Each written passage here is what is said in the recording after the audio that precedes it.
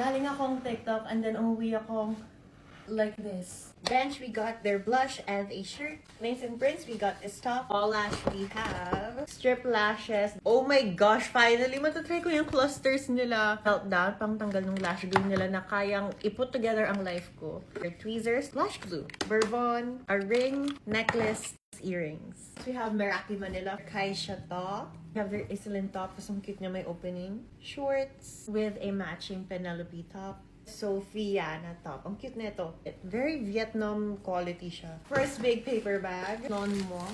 Oversized button down. Alfilar. Like very first years ko of doing TikTok, they were one of the brands that sent me their top. Wait lang, oh my gosh, nandiyan nyo ba to? Kasi I love the blue. Scoop neck, long sleeve. This one's a halter. I like it so much, thank you. House of Lulu, pandemic days, isa kayo sa mga unang in-orderan ko. House of Lulu, mwah.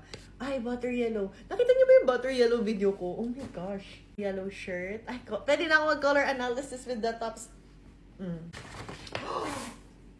Green. Oh my gosh, pwede ako mag-color analysis. Pero, sobrang bet ko ang green na sabi ko, may nakita akong bodysuit na, ay, gusto ko yung green. Hindi ko na kailangan bilhin. You have screen-safe glasses from Peculiar Eyewear. Athena & Co. Sobrang dainty. Very minimal. Very easy to style. Oh my gosh, hoops. I like these a lot. Thank you. Zeneva, basic white tee, beige, and long sleeve shirt. Paper bag, number 2. From Sola, we have their lotion. Ay, ang bango. It smells expensive. Ecora gave out some undergarments and some of them are seamless. So kapag nag-active wear ako, i-update ko kayo.